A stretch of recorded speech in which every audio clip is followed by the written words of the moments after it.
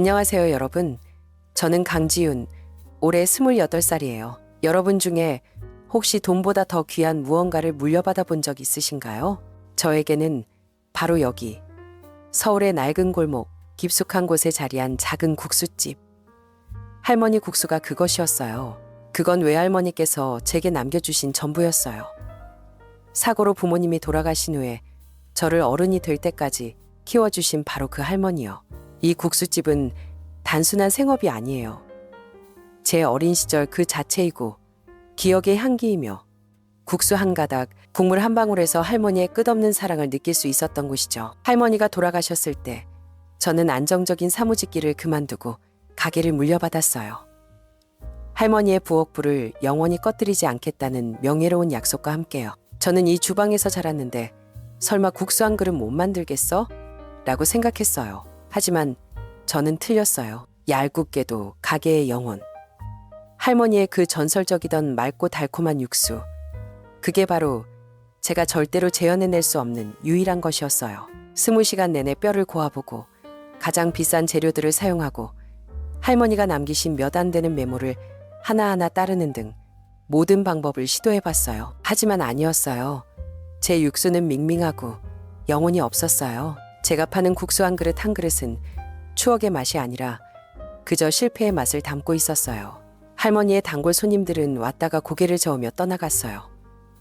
얼마 지나지 않아 언제나 사람 온기로 따뜻했던 할머니 국수는 차갑고 텅 비게 되었죠. 매일 저는 텅 빈 테이블들을 보며 제가 가장 사랑했던 할머니를 배신하고 있는 것만 같은 기분이 들었어요. 무력감이 밤마다 저를 갉아먹었고 저는 거의 포기하기 직전이었어요. 그리고 그때 윤세아가 제 인생에 들어왔어요. 그녀는 제 국수집이 서서히 죽어가던 그 축축한 골목을 비추는 햇살 같았어요. 세아는 제가 우연히 알게 된 유명한 음식 전문가이자 푸드 블로거였어요.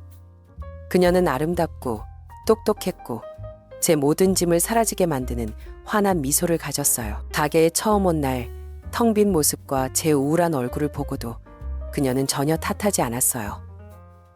대신 세아는 조용히 국수 한 그릇을 주문했죠. 저는 그녀가 천천히 첫 국물을 맛볼 때 숨을 죽였어요. 잔인한 평가를 들을 준비를 하고 있었거든요. 하지만 세아는 아무 말도 하지 않았어요. 그저 한참 동안 눈을 감고 있다가 저를 보고 부드럽게 미소 지었어요. 지윤 씨, 제 느낌에는 너무 애쓰고 있는 것 같아요. 할머니의 맛은 아마 복잡한 재료가 아니라 뭔가 더 단순한 것에 있을지도 몰라요. 그날 그녀는 저와 함께 주방에 있어줬어요. 비판하지도 명령하지도 않고 그저 옆에서 지켜보고 대화를 나눴어요. 그녀는 제게 할머니에 대해, 이 주방에서의 제 추억에 대해 물었어요. 지훈 씨, 딱 한 번만요. 뼈를 그렇게 오래 고지 마세요. 불을 좀 줄이고 그리고 그 재료를 조금 더 일찍 넣어보는 건 어때요? 그녀는 제가 항상 마지막에 넣던 평범한 약재를 가리키며 말했어요. 마치 마법처럼 과정의 작은 변화 하나만으로 육수 맛이 완전히 달라졌어요. 더 맑아지고 더 개운해지고 제가 절망적으로 찾아 헤매던 그 익숙한 맛이 어렴풋이 느껴졌어요. 아직 완벽하지는 않았지만 그건 희망의 맛이었어요. 그때부터 세아는 제 구원자가 되었어요. 매일 그녀는 퇴근 후에 가게에 와서 저와 함께 레시피를 다듬었어요. 음식에 대한 깊은 지식으로 그녀는 제가 할머니의 맛을 되찾도록 도와주었을 뿐만 아니라 그걸 더욱 특별하게 발전시켜 주었어요. 얼마 지나지 않아 할머니 국수는 다시 살아났어요. 세아의 SNS 게시물은 새로운 손님들을 끌어모았어요. 그리고 우리의 맛이 그들을 붙잡았죠. 세아가 제 인생에 들어온 지 1년이 흘렀어요. 할머니 국수는 단순히 부활한 것을 넘어 사람들이 입소문을 내는 되살아난 추억의 맛을 찾아오는 하나의 명소가 되었죠. 매일 아침 저는 작은 주방 가득 퍼지는 향긋한 육수 냄새와 함께 잠에서 깼어요. 그리고 제 곁에는 늘 세아가 있었죠. 그녀는 영수증들을 정리하고 예약 전화를 받고 손님 한 분 한 분을 미소로 맞이했어요. 우리는 마치 완벽한 두 조각의 퍼즐처럼 서로를 채워주며 잿더미 속에서 함께 하나의 기적을 만들어냈어요. 우리의 사랑도 밤새 푹 고아낸 육수처럼 날이 갈수록 깊고 진해졌어요. 저는 이 행복이 영원히 계속될 거라고 생각했어요. 제가 틀렸었죠. 폭풍은 보통 가장 가벼운 바람에서 시작되잖아요. 우리가 전혀 눈치채지 못할 정도로 가볍게요. 첫 번째 바람은 어느 늦은 오후에 불어왔어요. 한 유명한 음식 평론가가 우리 국수집을 서울에 숨겨진 보석이라 극찬하는 긴 글을 올렸을 때였죠. 그날 밤 마지막 손님들이 모두 돌아간 후 세아가 뒤에서 저를 끌어안았어요. 유리문을 통해 그녀는 가게 간판 앞에서 아직 남아 사진을 찍는 몇몇 사람들을 가리켰죠. 그녀의 눈은 낯선 빛, 흥분과 그리고 어쩌면 야망의 빛으로 반짝였어요. 오빠, 그녀의 목소리가 제 귓가에 속삭였어요. 이것 좀 봐요. 모두가 우리의 맛을 사랑해요. 전 너무 안타까워요. 이렇게 멋진 것이 오직 한 곳에서만 발견될 수 있다는 게요. 혹시 생각해 본 적 있어요? 우리가 이 맛을 더 많은 사람들에게 가져다 주는 거요? 저는 따뜻함이 가득한 마음으로 그녀를 돌아봤어요. 무슨 뜻인지 알 것 같아. 아마 우리 더 큰 가게를 알아봐야겠지. 사람들이 이렇게 오래 줄 서서 기다리지 않게요. 하지만 세아는 고개를 저었어요. 그녀의 시선은 저를 향하지 않고 아득히 먼 어떤 미래를 보고 있는 것 같았어요. 아니요, 오빠. 전 그것보다 훨씬 더 큰 걸 생각하고 있어요. 프랜차이즈 말이에요. 할머니 국수. 이 이름이 이 나라 곳곳에 걸리는 걸 상상해봐요. 부산에 있는 사람들, 제주도에 있는 사람들, 그들 모두가 할머니의 국수를 맛볼 수 있게 되는 거예요. 그게 바로 할머니의 유산이 영원히 살아 숨쉬게 하는 방법 아닐까요? 프랜차이즈? 그 두 단어가 제 머릿속에서 낯설고 어딘가 차갑게 울렸어요. 할머니의 따뜻한 추억이 하나하나 담겨 있고 벽 구석구석 할머니의 모습이 깃들어 있는 이 가게가 어떻게 대량으로 복제되고 복사되는 무언가가 될 수 있을까요? 저는 부드럽게 대답했어요. 세아야. 하지만 이 맛은 정성이 필요해. 가게가 너무 많아지면 우리가 품질을 관리할 수 없을까봐 걱정돼. 할머니의 명성에 흠집을 내고 싶지 않아. 세아는 관용이 가득한 미소를 지었어요. 바보. 당연히 저도 그 생각 다 했죠. 하지만 그건 나중 일이에요. 전 그냥 알고 싶어요. 오빠가 저와 함께 그 큰 꿈을 꿔줄 수 있는지. 그 눈을 보고 어떻게 안 된다고 말할 수 있겠어요? 저는 그저 머나먼 꿈일 거라고 생각하며 고개를 끄덕였어요. 하지만 세아에게 그것은 꿈이 아니었어요. 그것은 계획이었죠. 불과 몇 주 후 그 꿈은 우리 집 식탁 위에 놓인 두꺼운 서류철의 형태로 나타났어요. 숫자들, 도표들, 시장 분석 자료들. 그것들이 차갑고 이질적으로 제 눈앞에서 춤을 췄어요. 세아는 빛나는 눈으로 제게 수익 잠재력에 대해, 브랜드 가치에 대해, 그리고 그녀가 몰래 접촉해온 투자자들의 제안에 대해 설명했어요. 목에 돌덩이가 걸린 것 같았어요. 모든 것이 너무 빨랐어요. 너무 갑작스러웠죠. 세아야, 이 모든 걸 대체 언제 다 한 거야? 오빠가 최고의 국수 한 그릇을 만드는 데 집중하고 있을 때요. 그녀는 자랑스러운 목소리로 대답했어요. 우린 각자 가장 잘하는 일을 하는 거예요. 그리고 이제 다음 단계로 나아가기 위해 오빠에게 필요한 게 있어요. 표준화된 레시피요. 모든 것. 물의 양, 뼈의 종류, 끓이는 시간, 불의 온도. 모든 게 아주 세세하게 정확히 기록되어야 해요. 투자자들은 우리의 전문성을 봐야 하니까요. 저는 망설였어요. 제 머릿속에 있는 레시피 북은 눈에 보이지 않는 저와 할머니 사이의 신성한 연결고리 같은 것이었어요. 그걸 종이에 적고 숫자로 바꾼다는 건 마치 제가 가게의 영혼을 파는 것 같은 기분이었죠. 제 망설임을 읽었는지 세아가 제 손을 잡았어요. 그녀의 목소리는 애틋한 슬픔을 담고 가라앉았어요. 오빠, 절 못 믿는 거예요? 제가 손님 한 명 없던 시절부터 오빠와 함께 온 사람이잖아요. 저도 오빠만큼 이 맛을 사랑해요. 제가 마사카 이것에 해가 되는 일을 할 거라고 생각해요? 그녀의 말은 제 가장 약한 곳을 찌르는 바늘 같았어요. 맞아요. 제가 어떻게 세아를 의심할 수 있겠어요? 저는 그녀에게 너무 많은 빚을 졌어요. 감사함과 사랑이 제 안에 희미한 불안감을 덮어버렸어요. 그래서 저는 그녀에게 제 가장 소중한 것을 넘겨주었어요. 저는 모든 레시피를 단 하나의 디테일도 숨기지 않고 깨끗한 새 공책에 전부 적어 세아에게 건넸어요. 그날 이후로 저는 우리 사이에 보이지 않는 벽이 서서히 세워지고 있음을 분명히 느꼈어요. 세아는 밤늦게까지 이어지는 회의를 하기 시작했어요. 그녀는 우리 작은 주방과는 더 이상 어울리지 않는 비싼 정장을 입었어요. 제가 회의 내용에 대해 물으면 그녀는 그저 웃으며 말했죠. 이런 복잡한 사업 얘기는 오빠가 신경 쓸 필요 없어요. 오빠 일은 주방의 불이 항상 타오르게 유지하는 거예요. 바깥 세상은 그냥 제가 짊어지게 둬요. 저는 길을 잃은 기분이 들기 시작했어요. 제 할머니의 집안에서요. 저는 더 이상 그녀와 함께 꿈을 만들어가는 주인이 아니었어요. 저는 그저 표준화된 레시피를 따르는 한 명의 요리사일 뿐이었죠. 가끔 저는 약간의 변화를 주거나 영감에 따라 양념을 조금 더하고 싶었지만 세아는 즉시 막아섰어요. 안 돼요, 오빠.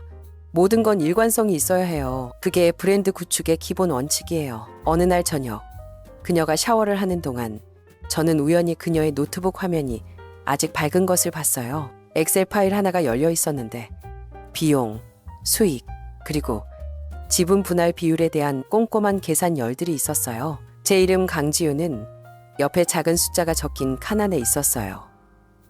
나머지 대부분은 SY 푸드라는 이름의 회사 소유였죠.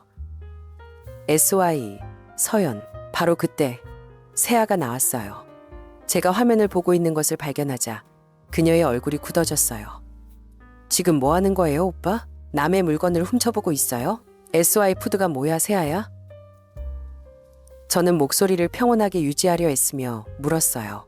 그녀의 평소의 부드러운 미소는 사라졌어요. 대신 그 자리에는 제가 한 번도 본 적 없는 냉정함과 치밀하게 계산된 상처받은 표정이 자리 잡았죠. 그건 브랜드를 관리하기 위해 제가 설립하려는 회사예요. 당연히 우리 거죠. 지금 저를 의심하는 거예요? 제가 한 모든 일들 앞에서요? 오빠가 그런 사람인 줄은 몰랐네요. 그녀는 등을 돌렸고 어깨가 떨렸어요. 그리고 또 한 번 저는 제가 잘못한 사람이 된 것 같은 기분이 들었어요. 저는 서둘러 사과했고 너무 의심이 많아 저를 가장 사랑하는 여자를 상처 입혔다며 자책했어요. 그 순간부터 저는 다시는 아무것도 묻지 않겠다고 다짐했어요. 그녀를 무조건 믿기로요. 그리고 세아가 가장 기다리던 그날이 왔어요.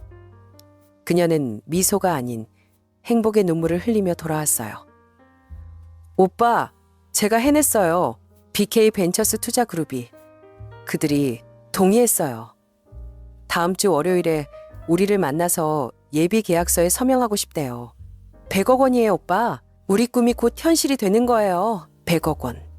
그 숫자가 다시 한번 제 귓가에 울렸지만 이번에는 어지러움이 아니라 공허함이었어요. 저는 알았어요.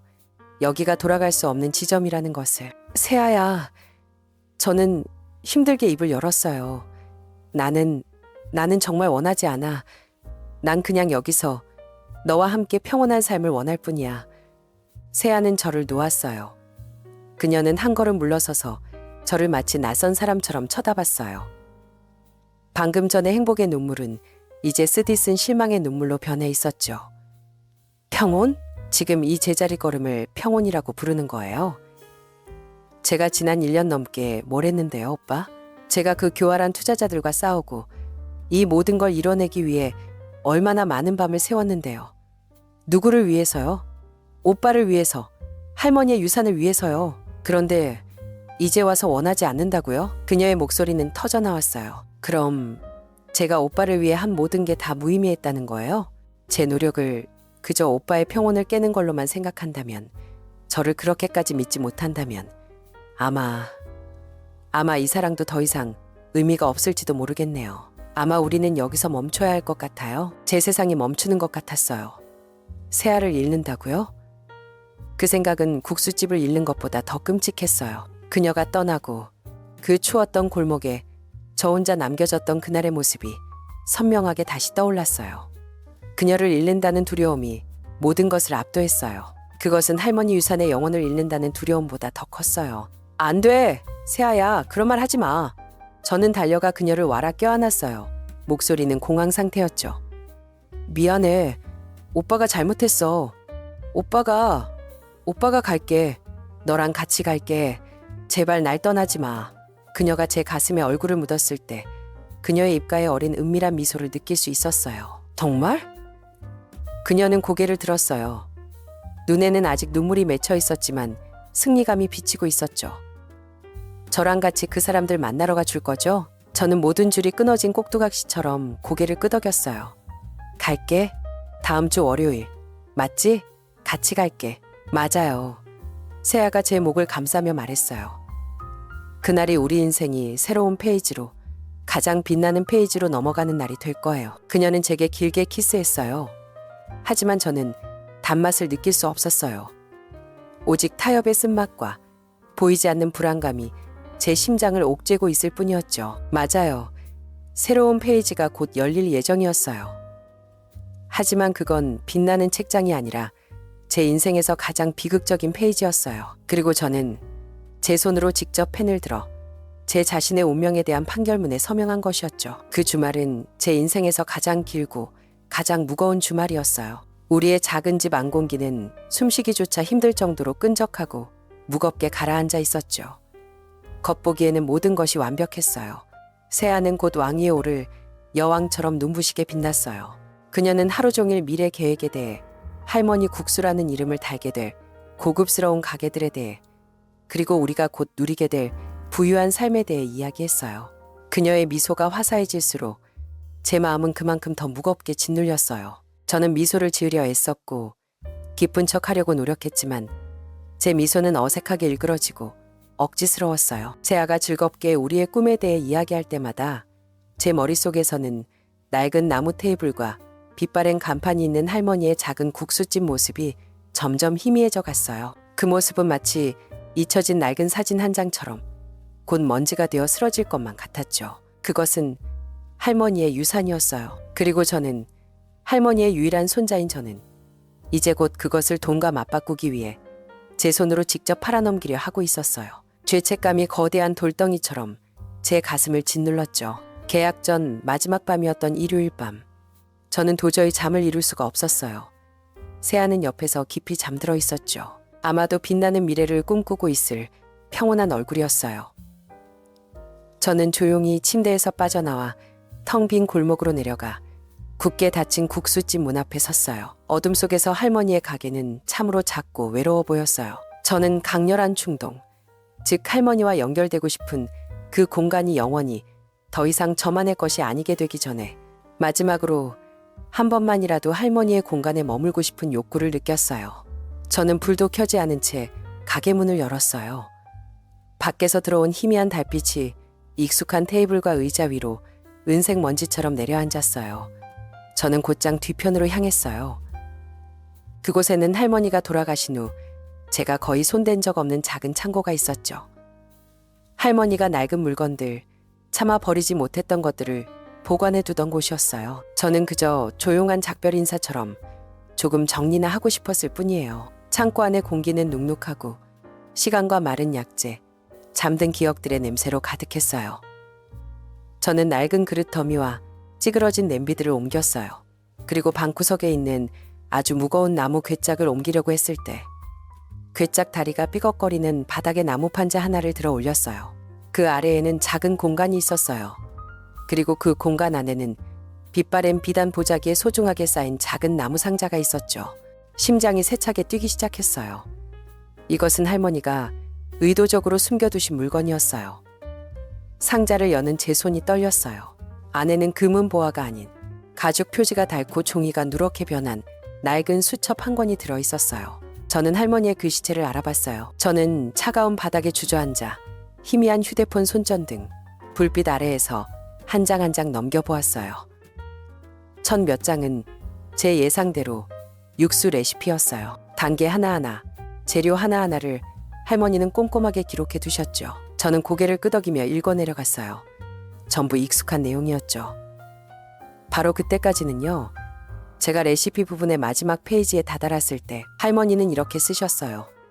그리고 마지막으로 육수의 영혼을 깨우기 위해선 이것이 절대 빠져서는 안 된다. 7번의 이슬을 맞춰 말린 혈목세무라는 말은 나무 뿌리, 작은 조각 하나만 마지막 정확히 15분 동안 우려낼 것.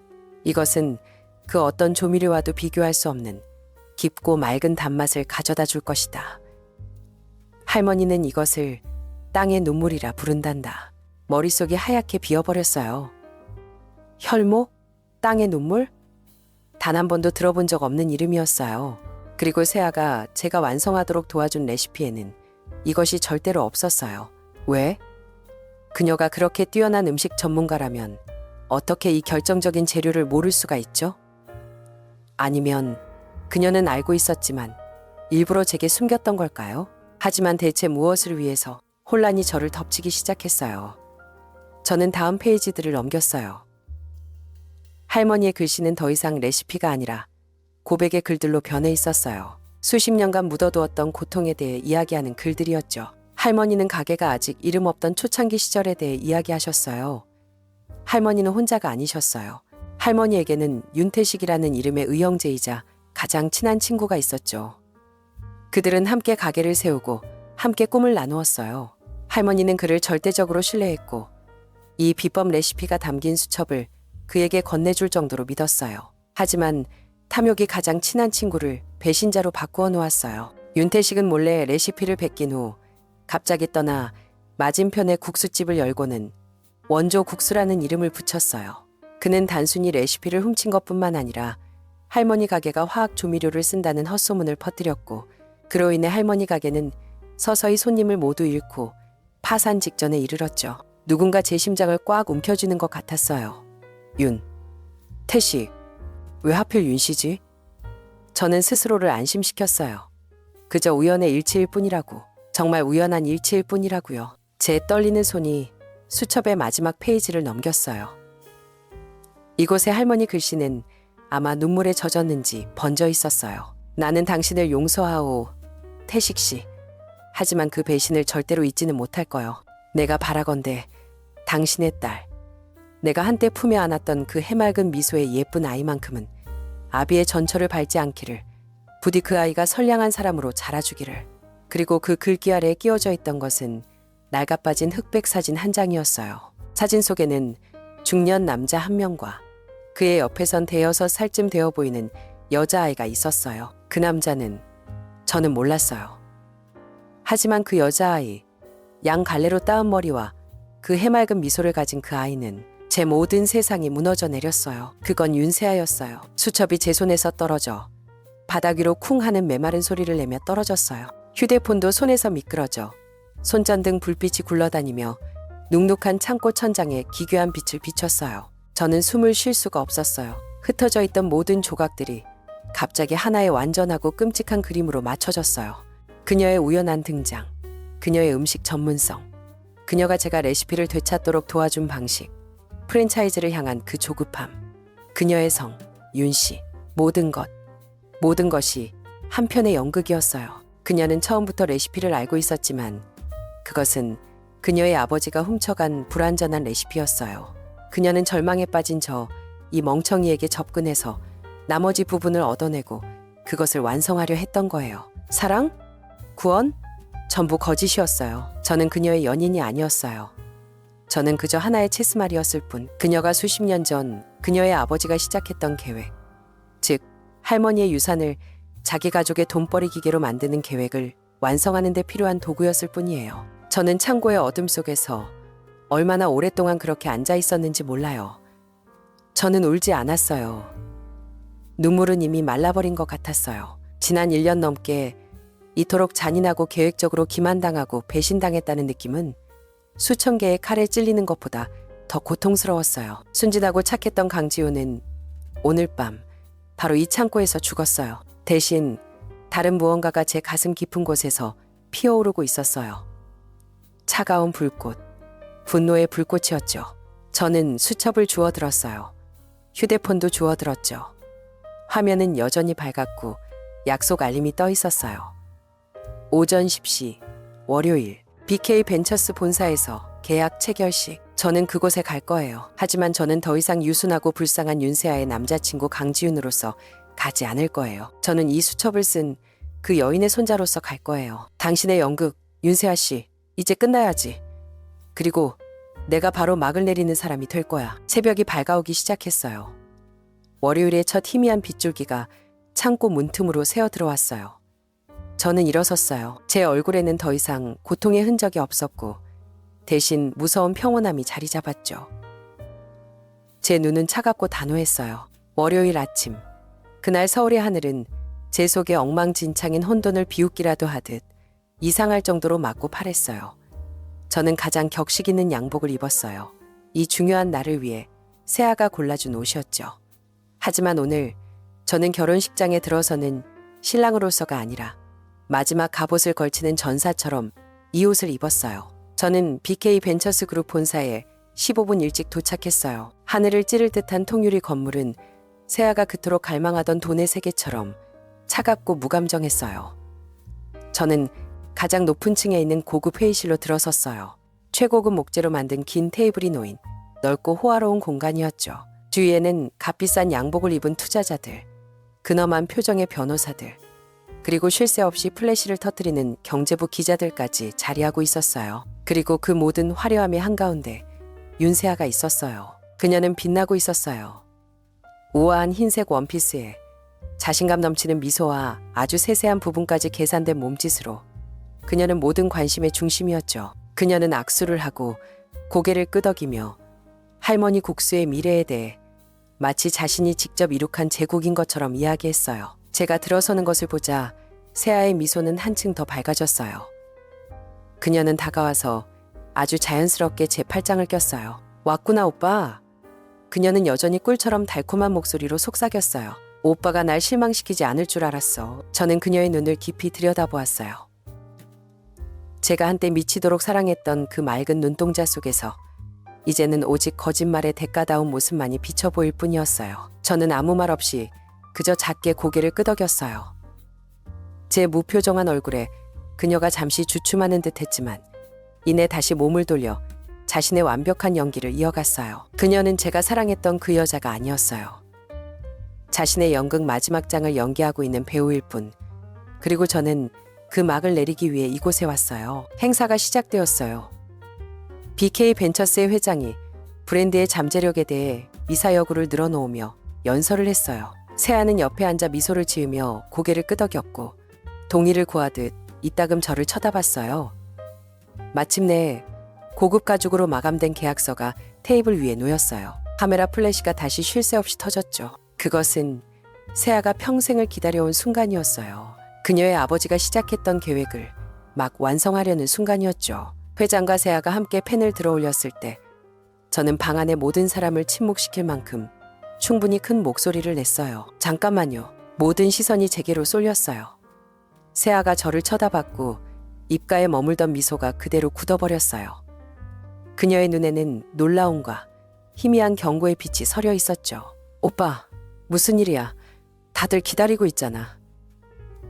그녀는 애써 부드러움을 유지하려 했지만 이미 긴장감이 섞인 목소리로 말했어요. 저는 천천히 자리에서 일어나 제가 가져온 작은 나무 상자를 손에 들고 앞으로 걸어 나갔어요. 여러분, 저는 투자자들과 카메라 렌즈를 똑바로 쳐다보며 말했어요. 할머니 국수의 미래를 결정지을 이 계약서에 서명하기 전에 이것을 창조하기 위해 평생을 바치신 분의 손자로서 제 할머니를 기리기 위한 마지막 일을 한 가지 하고 싶습니다. 회의실이 웅성거리기 시작했어요. 세아는 극도로 당황한 기색이 역력했죠. 오빠, 지금 뭐 하는 거야? 그녀는 저만 들릴 정도로 작게 이를 갈며 말했어요. 저는 그녀를 무시했어요. 오늘 저는 할머니의 이 수첩에 기록된 가장 본연의 레시피 그대로 마지막 육수 한 솥을 끓이고자 합니다. 저는 낡은 수첩을 들어 올렸어요. 투자자들은 호기심 어린 눈으로 서로를 쳐다봤어요. 아마도 이것을 독특한 마케팅 쇼라고 생각하는 듯 했어요.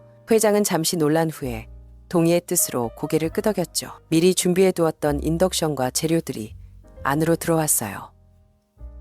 세아는 그 자리에 얼어붙은 채 앉아 있었고 그녀의 얼굴이 창백해지기 시작했어요. 그녀는 제가 무엇을 하려는지 몰랐고 바로 그 무지가 그녀를 죽이고 있었죠. 저는 육수를 끓이기 시작했어요. 제 손은 고군분투하던 초창기 시절처럼 더 이상 떨리지 않았어요. 저는 차분하고 느긋하며 정확했어요. 제 모든 행동에서는 자신의 뿌리를 되찾은 사람의 자신감이 묻어나왔어요. 저는 세아가 저에게 가르쳐줬던 것과는 다른 순서로 재료들을 하나씩 솥에 넣었어요. 그리고 저는 나무 상자에서 검붉은 빛에 마른 나무 뿌리 조각 하나를 꺼냈어요. 이것이 혈목새입니다. 저는 큰 소리로 말했어요. 제 할머니께서 땅의 눈물이라 부르시던 것. 바로 이 육수의 영혼이죠. 새아의 미간이 살짝 찌푸려지는 것을 봤어요. 순간 그녀의 완벽했던 가면이 갈라졌어요. 그녀의 눈빛은 혼란으로 가득 차 있었죠. 그녀는 이것을 단 한 번도 본 적이 없었어요. 저는 은근히 끓고 있는 육수에 그 나무 뿌리 조각을 넣었어요. 거의 즉시 기적적인 향기가 회의실 전체로 퍼져나가기 시작했어요. 가게에서 나던 향과는 달랐어요. 훨씬 더 깊고 복합적이며 고상하고 매혹적인 향이었죠. 놀라움의 탄성들이 터져 나왔어요. 가장 까다로운 투자자들조차 감탄한 표정으로 깊이 숨을 들이마셨죠. 15분 후 저는 불을 껐어요. 저는 작은 그릇들에 육수를 떠서 한 분 한 분에게 정중히 건넸어요. 모두가 기대에 찬 표정으로 그것을 받았죠. 회장이 첫 숟가락을 맛보았어요. 그의 눈이 휘둥그레졌어요. 그는 저를 쳐다보고 다시 그릇을 쳐다봤어요. 자신의 미각을 믿을 수 없다는 듯이요. 이럴 수가. 이 맛은, 이건 완전히 차원이 다르군요. 모든 사람들이 고개를 끄덕이며 동의했어요. 오직 세아만이 육수를 맛본 후 그녀의 얼굴이 종이장처럼 새하얗게 질려 있었어요. 그녀는 알았던 거죠. 자신이 발각되었다는 것을. 그때서야 저는 천천히 수첩을 들고 방 중앙으로 걸어 나갔어요. 수첩의 내용이 뒤에 있는 대형 스크린으로 연결되어 비춰졌습니다. 여러분, 제가 입을 열었어요. 방금 여러분께서 맛보신 이 맛이 바로 할머니 국수의 진짜 맛입니다. 저는 말을 멈추고 새아를 똑바로 쳐다봤어요. 우리가 그동안 사용해왔고 이 100억 원짜리 계약의 기반이 되었던 레시피는 사실 불완전한 버전입니다. 도둑맞은 버전이죠. 방 안은 죽은 듯이 고요해졌어요. 저는 할머니의 글씨, 우정과 쓰라린 배신에 대한 이야기를 큰 소리로 읽기 시작했어요. 윤태식이라는 남자에 대한 이야기였죠. 제가 그 이름을 읽었을 때 저는 새아의 몸이 심하게 떨리는 것을 봤어요. 저는 낡은 사진이 있는 마지막 페이지를 펼쳤어요. 해맑은 미소를 띤 여자아이의 모습이 대형 스크린에 선명하게 나타났어요. 그리고 제 할머니를 배신했던 그 친한 친구. 저는 목소리에 힘을 주며 한 글자 한 글자를 망치처럼 내리쳤어요. 레시피를 훔치고 제 할머니를 파산 직전으로 몰아넣었던 그 사람은 바로 윤태식. 당신의 아버지 윤세아 씨. 방 안을 뒤덮었던 섬뜩한 침묵은 기자들의 고함과 연이어 터지는 카메라 플래시 소리에 산산조각났어요. 세아는 핏기 하나 없는 얼굴로 의자에 주저앉았어요. BK 벤처스의 회장이 가장 먼저 일어섰어요. 그는 계약서를 집어들어 높이 치켜들더니 모든 사람 앞에서 그것을 두 조각으로 찢어버렸어요. 오늘 계약은 여기서 끝입니다. 그는 분노에 찬 목소리로 선언했어요. 우리는 사기와 가짜 레시피 위에 세워진 브랜드에는 투자하지 않습니다. 그 말을 남기고 그와 다른 투자자들은 세아에게 눈길 한번 주지 않고 차례로 밖으로 나갔어요. 회의실은 아수라장이 되었어요. 세아는 더듬거리며 헛되이 해명하려 애썼어요. 아니에요. 그건 과거의 일일 뿐이에요. 제 레시피도 충분히 맛있어요. 제발 제 설명을 들어주세요. 하지만 더 이상 아무도 관심을 갖지 않았어요. 연극은 막을 내릴 시간이었죠. 저는 창피함과 굴욕감 속에서 웅크리고 앉아있는 그녀에게 다가갔어요. 저는 몸을 숙여 그녀의 귀에 대고 우리 둘만 들릴 정도로 작게 말했어요. 당신은 우리 할머니의 레시피는 훔쳤지만 그 영혼은 절대 훔치지 못했어. 윤세아, 당신의 연극은 끝났어. 그 말을 남기고 저는 몸을 돌려 그녀가 스스로 만든 폐허 속에 홀로 남겨둔 채 회의실을 성큼성큼 걸어 나갔어요. 저는 뒤돌아보지 않았어요. 밖의 하늘은 여전히 파랗고 맑았어요. 하지만 저에게 하늘이 이토록 아름답고 상쾌하게 느껴진 적은 없었어요. 물론이죠. 폭풍이 지나간 뒤에는 하늘이 다시 맑아져야 하니까요. 그날 정오, 저는 BK 벤처스 건물을 걸어 나왔어요. 제 등 뒤로는 거짓과 야망으로 쌓아올린 폐허의 잔해를 남겨둔 채였죠. 햇살이 쏟아져 내려 눈이 조금 부셨어요. 저는 깊게 숨을 들이마셨어요. 공기가 이토록 상쾌하게 느껴진 적은 없었죠. 제 안에서 타오르던 분노의 불꽃은 모두 제가 되었고 그 자리에는 광활한 공허함과 고요한 슬픔만이 남아 있었어요. 저는 이겼지만 그것은 환희 없는 승리였어요. 그 후 며칠 동안 100억 원 계약식의 비법 레시피 사기 사건에 대한 이야기가 모든 신문과 소셜미디어를 뒤덮으며 폭발적으로 퍼져나갔어요. 윤세아는 떠오르는 푸드 블로거, 모두가 선망하던 음식 전문가에서 한순간에 거짓의 상징이 되었어요.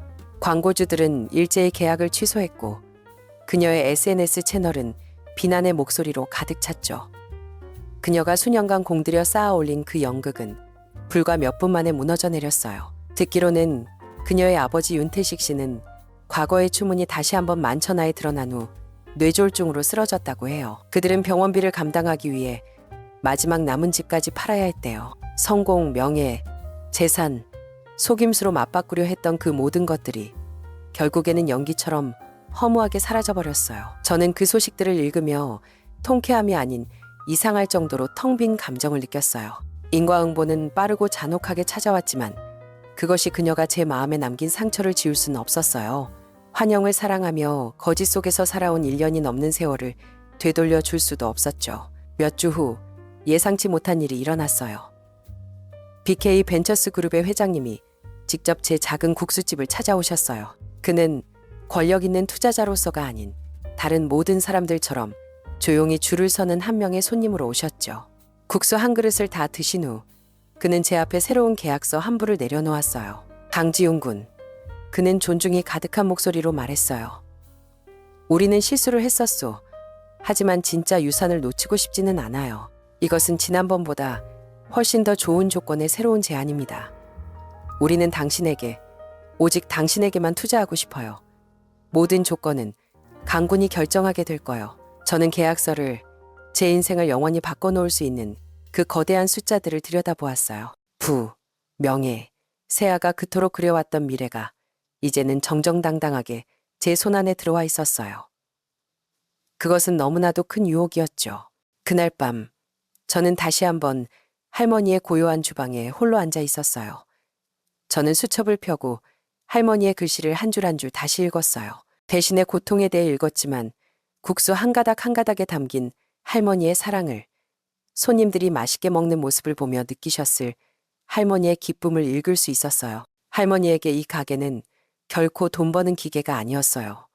그곳은 집이었고 위안이었으며 할머니의 온 마음을 담아두신 곳이었죠. 할머니는 다른 사람의 탐욕 때문에 모든 것을 잃으셨어요. 저는 할머니의 유산이 그 똑같은 전철을 밟게 할 수는 없었어요. 다음 날 저는 회장님의 제안을 거절했어요. 회장님, 그 뜻은 정말 감사히 받겠습니다.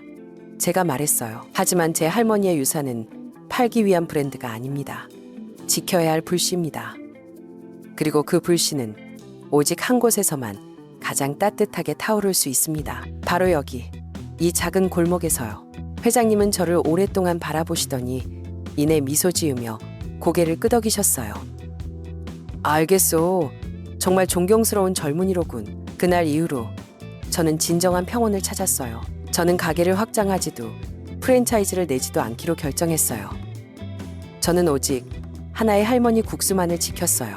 간판을 새로 칠하고 낡은 테이블과 의자들을 수리하고 입구 바로 옆에 할머니의 큰 사진을 걸었죠.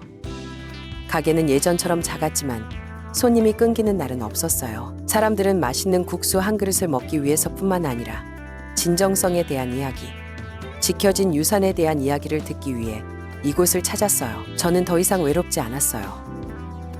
매일 저는 손님들과 대화를 나누고 그들의 만족스러운 미소를 볼 수 있었죠. 저는 깨달았어요.